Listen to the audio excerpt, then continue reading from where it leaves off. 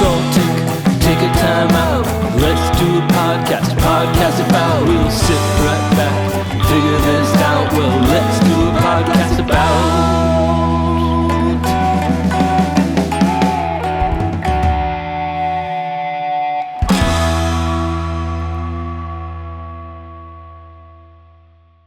I'm Winchester 7, and I was excited to recently have the opportunity to speak with Ron James, Director of Media Relations for the Mutual UFO Network, or MUFON, writer and director of the feature film Accidental Truth, UFO Revelations, and its follow-up, Accidental Truth Next. Let's do a podcast about UFOs. Hey, Ron. How are you? How are you? Thanks for coming. Yeah, thanks for having me. How did you first become involved with MUFON, and what is the organization? It's the largest and oldest organization studying this topic. We've been around for 57 years, and we have actual investigators all over the world that go out and look at reports of UFOs and interview witnesses and file reports and compile data. So MUFON's kind of a one-of-a-kind organization in the field, and we've, over the years, amassed case files in the 155,000 reports that we've documented and reported on. Wow. And so we kind of picked up where Project Blue Book left off back in the 50s. That's pretty awesome stuff. Why do you think UFOs, UAPs still fascinate people? And even after the hearings, there's still a bit of ridicule on the topic. Well, it's been like that forever. The presence of supposed non-human intelligence has been reflected in historical writings as far back as we've been documenting history. So there's nothing new about objects in the sky. There's nothing new about human interaction with non-human intelligence. There's really nothing new about any of it. The filters that we look at it through today are modern filters, but in traditional teachings and traditional writings, we find that these beings have been with us for a long time. And the people that are in control of the information, and there's certainly, they do exist, they have a vested interest in making sure that humanity does not understand the full width and breadth of our existence, because we've basically created a system that we're living in that is controlled by a select few who have a great interest in keeping the status quo. I definitely agree. The media control is a big deal. And power elite is something that I don't know that I necessarily realize in my everyday life, but know it exists. I think we're going to get to disinformation a little bit, because I think that plays a little bit into what you're talking about. But overall, do you think that public is becoming more open-minded to the topic or more conspiratorial about it? Well, I think the public has been open-minded to the topic for a long time. But what people that aren't aware of the history of this don't understand is that what we're seeing starting in 2017, when Lou Elizondo and Christopher Mellon came forward talking about the program that was run out of Bigelow Aerospace to study UFOs. When those guys came forward with this was not like something that just happened that was new. An exact repeat performance of literally the same thing happened back in the 50s when Air Force John Samford came forward and said some of the very same things. And the interest in the UFO topic reached a fever pitch in the 40s, 50s, and 60s. Dozens of books were written about the topics. Experts similar to the ones we see today were out and basically saying some of the same talking points. It's almost uncanny to look back 50 years and see these guys saying literally some of the same things that this new round of faces are saying now. So public interest in the topic has always been there. And then we have, and also, government and informational management has always been there. Since the dawn of the initial UFO, the modern UFO history, there has been a select few in control of the knowledge. And the public has always been interested, and with shows like Ancient Aliens and a lot of the things that we're seeing that have come out to bring it more into the mainstream, we're literally dealing with a public now that's like, we know this exists, we know we're being lied to by the government, and we just almost take it for granted. The Ancient Aliens generation is the least skeptical generation ever. So it's working its way into the mainstream, and we're getting this weird disclosure from the government and from the body politic, but they're only going to tell us what they want us to know in a way that supports the narrative they want us to believe.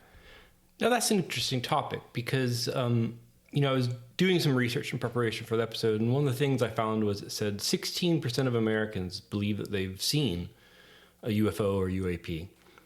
But still, there's so much discrediting. Do you think that shifting explanations like Roswell and Stephenville help or hurt public trust in the government? I think anybody that's paying attention to the Roswell saga knows what a joke the government's response to it has been. When they released Roswell, the final report, they expected us to believe that crash test dummies fell through time and landed years in the past. The whole thing was just ridiculous. And there's actually to the point where some people in the UFO community that are studying this really believe that that report was so preposterous on purpose so that anybody that really wanted to take a deep dive would know that these guys are just making this stuff up. So, the evolution of the cover-up is entertaining to watch at best. But then we get things like, alien autopsy and Billy Meyer and Bob Lazar. And when we have this sort of thing, what does it teach us about like belief, deception? How does it help or hurt, our search for real answers? This is going to be a little complicated answer because I used to think that everything was black and white. Mm-hmm. That if Bob Lazar was either telling the truth or he wasn't. Billy Meyer was either having these things happen to him and these craft were real or they're not. And I've kind of come to understand in my latest sort of understanding of the topic that reality is subjective. And so different things can be true for different people. And it gets into a whole thing about, what is the nature of reality itself. But I think that this phenomena is trying to get us to take a look at that. What is the nature of reality? How does consciousness play in? What's subjective? What is not? So when we look at these stories, like Billy Meyer has a certain amount of credibility. A certain amount of people have said that he doesn't, but there's some evidence to support that something happened with him. Bob Lazar's story has never wavered over the years, and we have the interesting coincidence of element 115, which he said existed and was part of the fuel source for these craft, but we didn't have an element 115, but now we do, which is a huge leap in the periodic table. So you see that these stories, some of them have a lot of credibility, and then some of them just don't. And so what's the third one that you mentioned? Because it's the one that I consider the most alien autopsy. Yeah, alien autopsy supposedly was this alien, but then it's been debunked several times. Even the filmmakers have come forward, but then we have other people saying no, parts of it were real, or it was based on real video.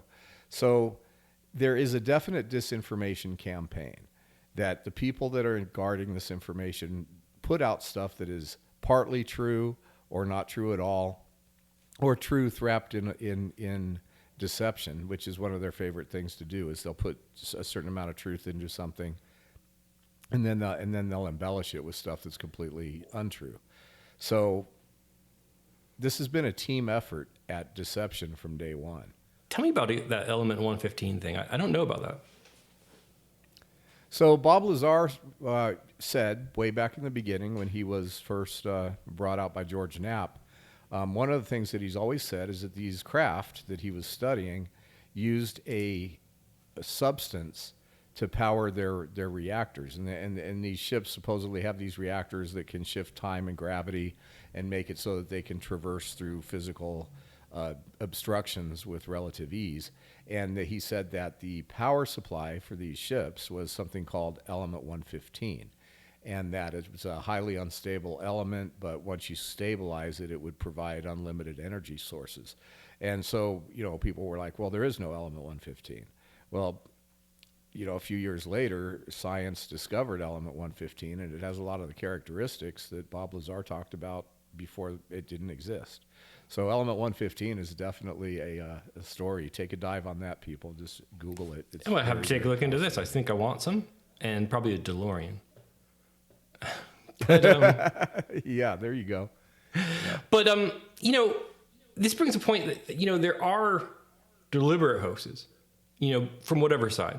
And then there's generally unexplained cases. And I think, that combination of stuff and the culture has to make it somewhat difficult to approach an investigation. How do you separate one from the other? Well, it's interesting because MUFON knows how to do this. We've been around for a long time, and there's several characteristics that come with hoaxing.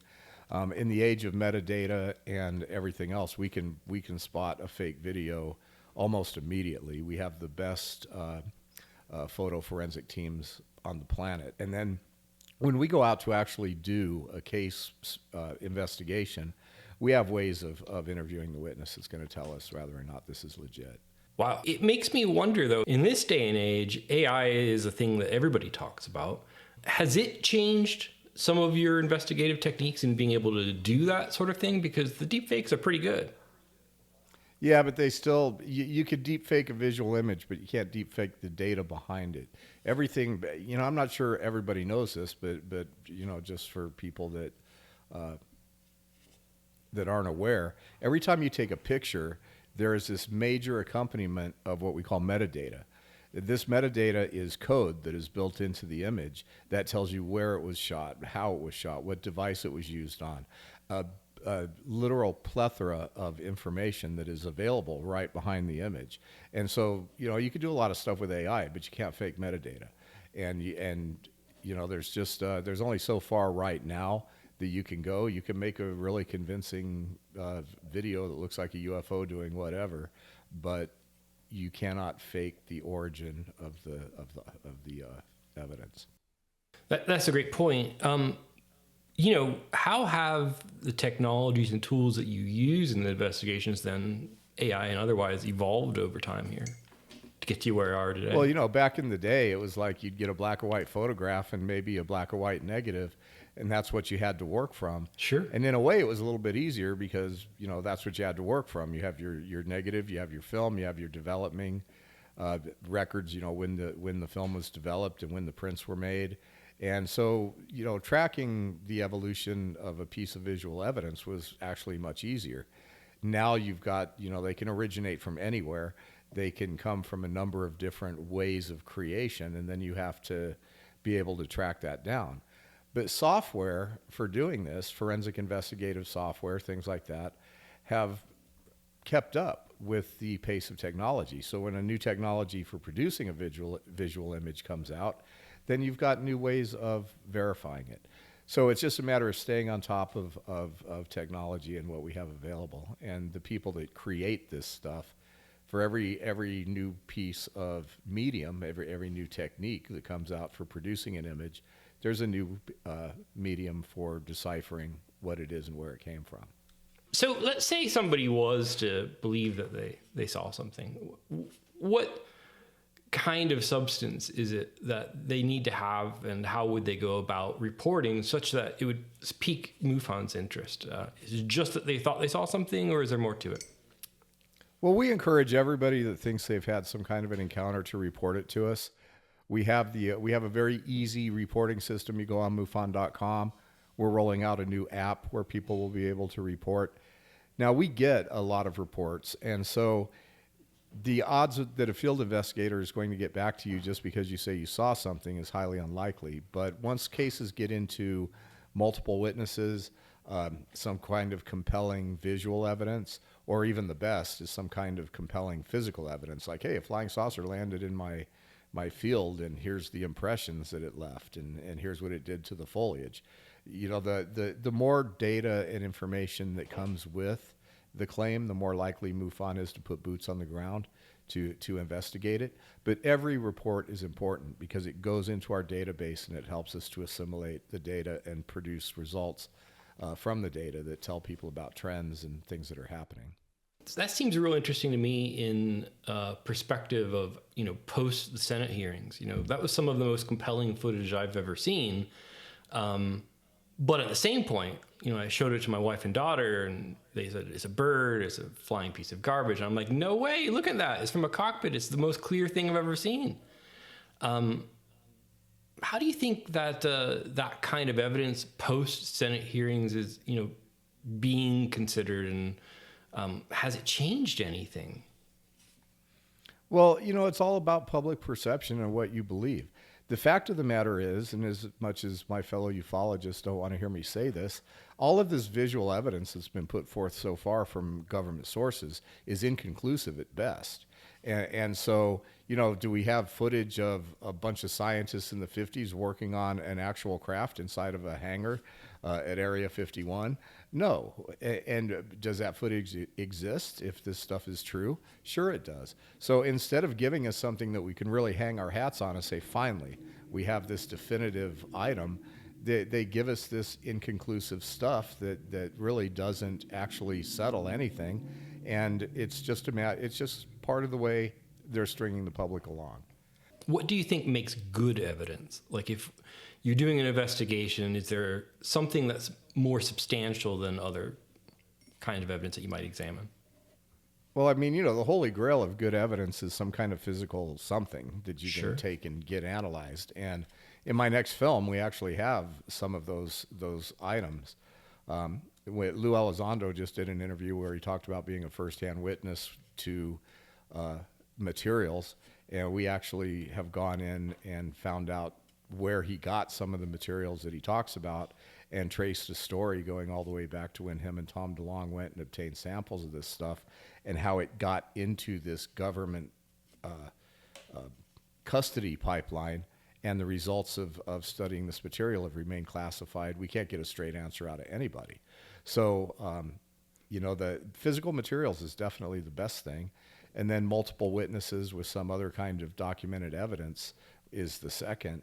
But, it's always disturbing how we still don't have anything absolutely rock solid, definitive. The body of evidence is enough that if you were sitting on a jury asked to have an opinion, you might be compelled to rule in favor of proof of non-human intelligence.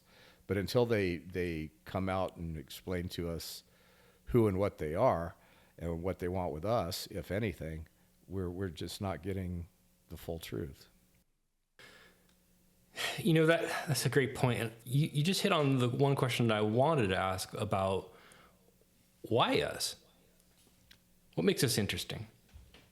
Well, that's kind of a self-important thing. We have no evidence that these beings care about us much more than we're just more animals in the farmyard. If there is an advanced civilization living here on the planet, which a lot of people think this is, that it's not necessarily aliens from outer space or another galaxy or another solar system. It's literally beings that have been here through many Earth transitions and have adapted to living underground and under the ocean and have very advanced technology, probably connections with outer space. But if they're here, they're going about their business doing whatever it is they do. The last thing they want to do is engage with us. I mean, if you're a civilization, you're here on the planet next to humans, you're not going to go tell the humans you're here. Because we're insane. The first thing we're going to do is figure out that they're a threat and we must eliminate them.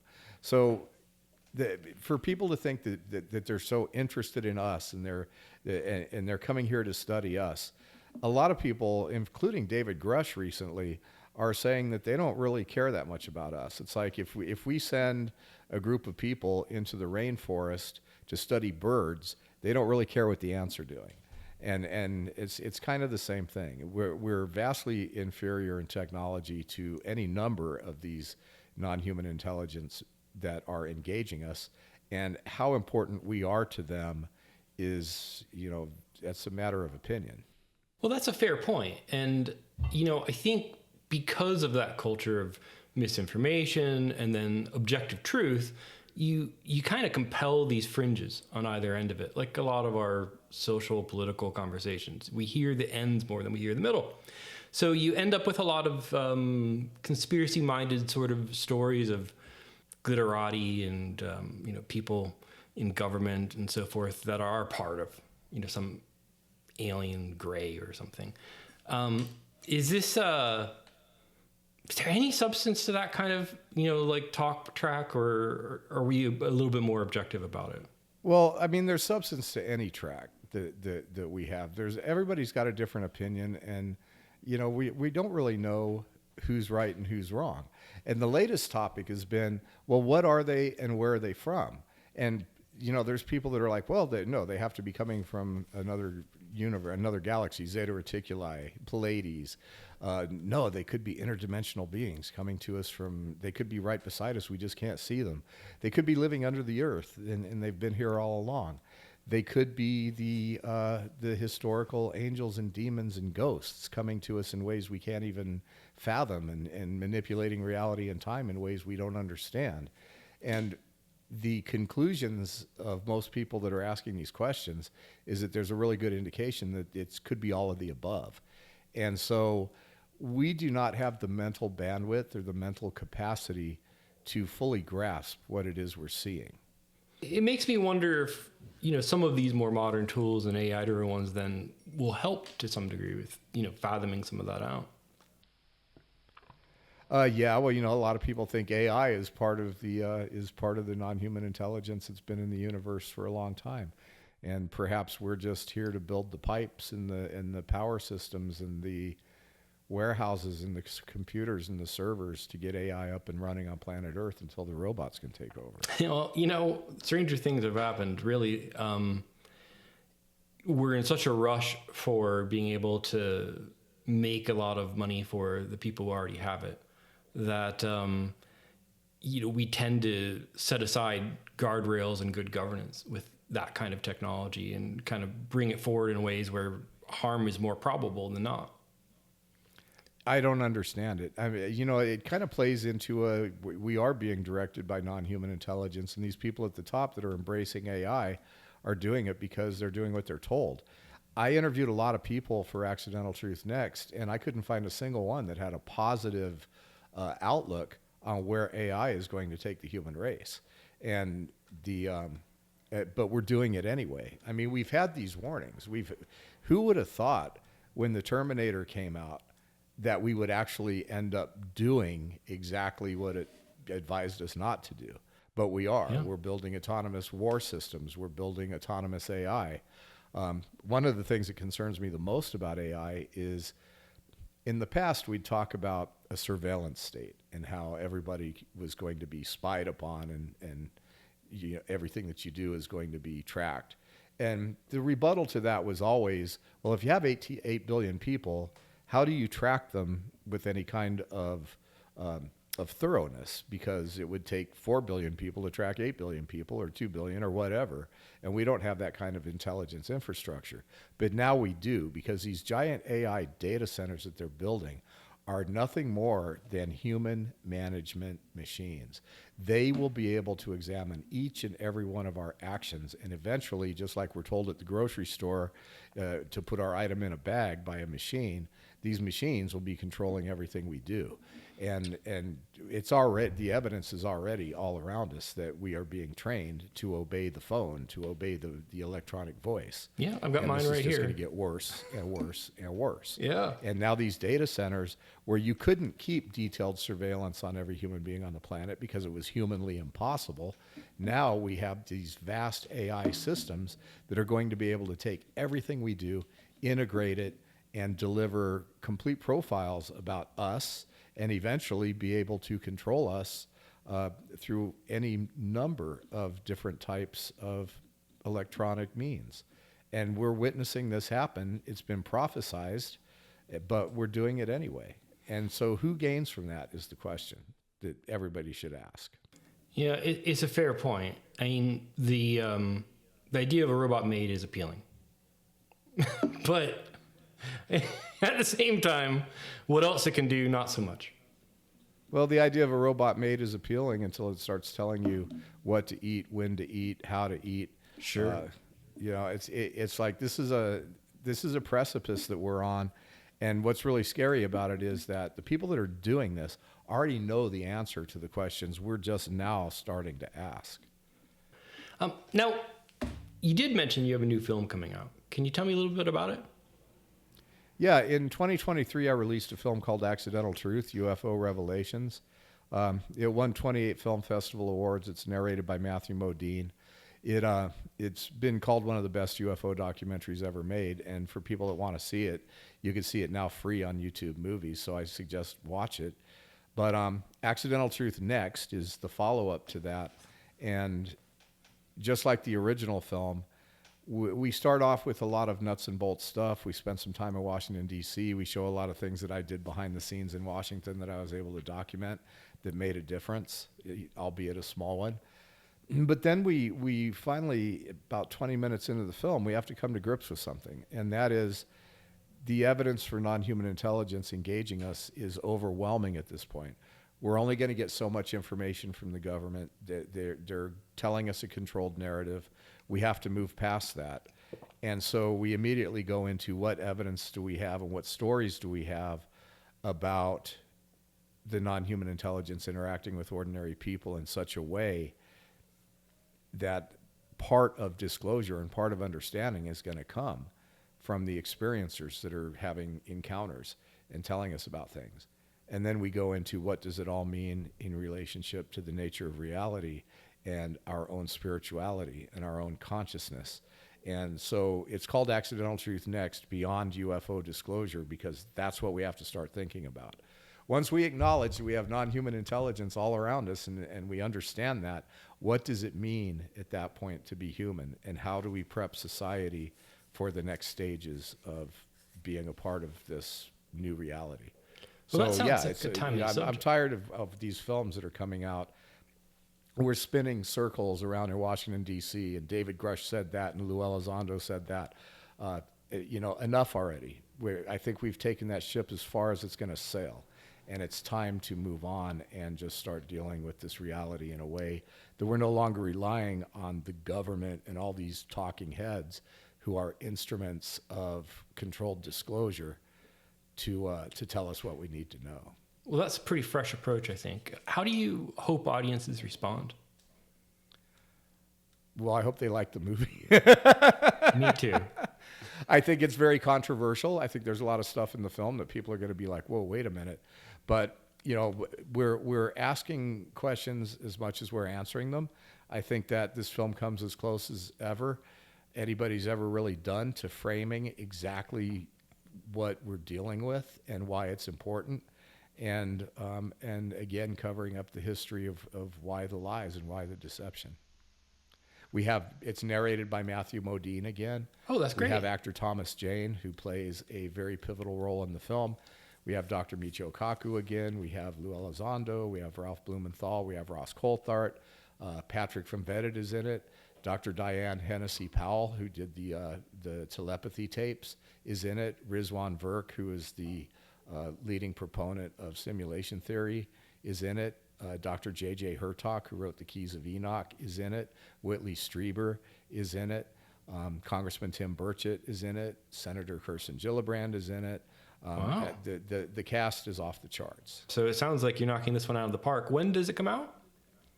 Hopefully in February. It keeps getting delayed. It's like you hear all these things like, oh, disclosure's right around the corner. And I know that when I sent Accidental Truth to the distributor, the first film, and it came out, it was within literally a few weeks of it coming out that David Grush stepped forward and confirmed all the stuff that we talked about in our movie. And it was, in a way, it was great. It was nice that it happened, but it also points to the fact that when you're making films in the UFO space, they're obsolete before they even hit the public. And so coming up with a film that wasn't going to have that problem has been a challenge. Yeah. That's one of the reasons I just had to cut off Washington, D.C. at the first part of the film, because you can go into that maze and spin around in that town, talking to Luna, talking to Burchett, talking to these people, talking to Eric Burleson. And you're just going around in circles at this point. Yeah, it sounds like it's difficult as a subject because you're doing it at a point in time, and it's such a big production with so many moving parts. Even a small adjustment is sizable to your timeline and your cuts, and so it takes hard to say 2.5 to to 3 months from the time you turn a film into the distributor till the time the public's going to see it. And in this field, that's a lifetime. So yeah, you run the risk of having something just be obsolete by the time it comes out. Well, and I used to always kind of not understand why George Lucas liked to go back and re-release Star Wars, but he kept going back and introducing better special effects as new things came about and trying to improve on things that he didn't have available to him at the time. Do you ever have that kind of willingness to go back and retouch past projects? Yes and no. I thought about doing a director's cut for Accidental Truth, but that evolved into a full-blown sequel. I thought about breaking this sequel into multiple films. George Lucas did that with Star Wars because what he saw in his mind was not possible at the time. And then he went out and took all the money he made from the movie and pioneered the techniques that make modern CGI possible. So he did a monumental thing. I think for me, it depends on what I have that's new and what I want to do next. Keeps me from going back and revisiting stuff that I've done in the past. If I ever get to a point where I'm out of ideas and I don't know what my forward momentum is, then I could start looking back. And there's always these projects that end up on the back burner that you would like to revisit. But as far as going back to stuff I've already done and finished and released, that's probably the least of my priorities. When I look at science fiction, though, which kind of brings me to, the Star Wars and the stuff like that, for me, they're entertaining. But when I watch a musician biopic, I can't help but look around at the gear they're using and thinking about, well, is that period gear? And, is that guitar the one he actually used? And, that kind of thing. Do you have any of a similar kind of experience watching any science fiction movie where, there's something where you just can't buy it or enjoy it? I used to be that way a lot more than I am now. You're right. Once you're in the business, so to speak, it's like you look at it with different eyes. And over time, I've gotten a little better about that and just allow things to be what they are and return to their entertainment. But yeah, I used to scrutinize. The character would be talking and saying something important to the plot, and I wouldn't be able to tell you what they said because I was too busy looking at the sets and, oh, how'd they build that? Oh, what did they do with this? So yeah, I know exactly what you mean. It kind of ruins, because entertainment exists for a certain reason and it takes a certain format. And it works on the masses, but when you're in the entertainment industry, it no longer works on you the way it used to. You know all the nuts and bolts of what's going on behind the scenes, and so you're thinking, "Wow, how many microphones are they using? How did they light that? How did they keep the reflections off those screens in the back?" So yeah, you have to find that happy medium between appreciating the presentation and being an insider, so to speak. Absolutely, I think magicians probably have a similar experience. Thinking about science fiction stuff, though, is there anyone that, you think gets it right a bit? Well, the Terminator series gets it right. Hopefully not as... they're definitely pointing a future that we're doing. Hopefully it doesn't turn out the way it did in the Terminator series, but that was hugely prophetic. Yeah. And films like Blade Runner, cutting edge science fiction that talk about this whole future world. Thomas Jane, the actor who is my friend, the series The Expanse takes a really good look at what happens when, corporate fascism takes over the planet, and then, we don't even have a body politic hardly anymore. We have corporate entities that are in competition with each other. In the Alien movies, there's a certain aspect of that. Yeah. And so, like if you look at The Expanse, we have a group on Mars, we have a group on Earth, and then we have a group out in the asteroid belts. And they're all controlled by different corporate entities, and they all have specific interests, and they literally go to war. That's kind of like if humans are going to stay on the trajectory they're on, that's a good illustration of what our life in space is going to be, this whole corporate company-run spacefaring journeys and different entities and different interests, sometimes at odds. So there's a lot of good prophetic science fiction, but some of it we hope isn't too prophetic. Is there one science fiction kind of movie where it just gets it so wrong that you cringe? Planet of the Apes. Okay, sure, yeah, that's a good one. I mean, something like that could happen, I suppose, and I tend to not really think about the science fiction movies that get it wrong because I tend to not watch them all the way through. Yeah. But yeah, there's been some real winners out there. But That's the beauty of science fiction and more science fiction becomes science fact than not. So even the worst science fiction movies could have some elements that are important to pay attention to. Well, there's lots of Roger Corman stuff that has made its way into being a little bit more on the money than we thought it was at the time.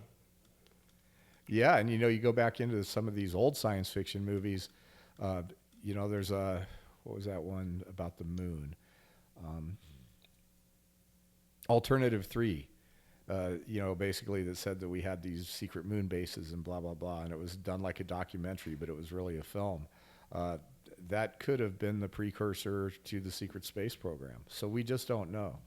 Things that we laughed at before, we're not laughing at now. That's the one thing that's common about sci-fi. Fair. So what do you think genuine disclosure would look like? And how do we know it's real when it happens? Well, Steve Bassett with Paradigm Research has been my friend for years and years. I helped him produce the Citizen Hearing on Disclosure, where we literally had mock UFO hearings at the National Press Club, similar to the ones that we see now. He says that disclosure with a big capital D is when the president or some world leader comes in front of the people and says, ladies and gentlemen, we're not alone in the universe, and lays out for us as much as they can tell us from an official government podium with some sort of supporting evidence, and that the existence of non-human intelligence is completely, it's not a subject of debate anymore. It is in the vernacular as a proven fact. That's the disclosure these guys want to see. I don't think we're ever going to get that. We're going to get some kind of strange disclosure, but it's never going to be, hey, everybody, we've been lying to you for pretty much all of recorded history. And yes, Roswell really happened. And yes, it was non-human intelligence. And yes, we covered it up. And yes, we've been masking technology that could save humanity. But, we're not giving it to you. Nobody's going to do that. They're never going to come forward and admit what they've done. And so we're never going to get Steve Bassett's definition of big D disclosure to the point where our questions are all answered. Now, over the years, I have to hand it to Steve, his definition of big D disclosure has kind of faded down to a little less stringent parameters. Now I think he'd be happy with, ladies and gentlemen, we're not alone in the universe. Thank you. Good night. But at the end of the day, these people are never going to tell us the whole story. Never. Well, that's fair, but they just won't. I brought this along because I absolutely do want to believe that something like that might just happen one day. I have a T-shirt like that, except I crossed out the word "want to," so it just says "Oh, that's great." I want to has a big red X through it, and it just says "I believe." Love it. Maybe I'll have to modify mine. Hey, if aliens are listening to our podcast, do you have a message you want to send? Keep doing what you're doing. Everybody thinks that why aren't they talking to us? All you have to do is look at what's going on this planet to understand why they're not talking to us. It's the same things that we've been told by our most ancient of spiritual teachings. It's the same things that we're being told by the experiencers that are actually having contact with these beings. And yes, I believe that's happening, at least to a majority of people that claim these kind of encounters. We got to clean up our act. If you are a galactic federation or you're an off-planet species that has developed technology that's capable of traversing space, time, dimensions, anything else, then you are way advanced. And the idea that you're going to open up the keys to the kingdom to a race that can't quit killing each other and is using its technology for destruction and is looking for alien technology so they can weaponize it, there is no argument that says we should be invited to expand off this planet. There's probably a lot of argument among the any spacefaring species that have some sort of alliance that we're on the wrong track, and at some point there's going to be an intervention to either eliminate us or stand by while we do it to ourselves. So it's like, wake up, humans, quit what you're doing. Well, perhaps we have a little maturation to do. Quit the evil, quit the lies, quit the things that are not in alignment with being able to live in peace with other species, because they have the keys right now, and they're not going to let us see who and what they are and what doors they can open if we're not ready to walk through them. There's probably a bit of evolution here yet to be done. Yeah, that's an understatement. Well, we talked a little bit about that idea of, striking a balance. I have yet to see a UFO, but hoping to. With that said, the only experience I had was I was in the Cavern Club in Liverpool, England, and I was looking at some Beatles gear and going, wow, that's really exciting. And I had my pint and I was all proud of myself. And some local guy came on over and started talking to me. And before I knew it, he's going, have you seen UFO? I'm like, no. And he's like, oh, my sister's backyard. And he's bouncing on my one arm with lifting up his knee so he can transfer some energy to heal my friend. It did not help. Right. Well, there's a lot of that. It's a memorable event. I'm glad that it happened. And who's to say that he didn't see something? But I think moving beyond a pint to, something more substantial and at the same time not terminating ourselves, it's probably a good place to be. Yeah, I mean, that would be a great place to be. Yeah. Let's hope we can get there. I hope so. Well, hey, I really appreciate you taking the time to be able to come and meet with us today. And I hope everybody gets a chance to listen to this, subscribe and like, and that they are excited to see Accidental Truth next, because I know I'll be watching, and I'm excited for that project. Thanks again. I hope you have a very happy holidays. Thanks for joining. Yeah, thank you.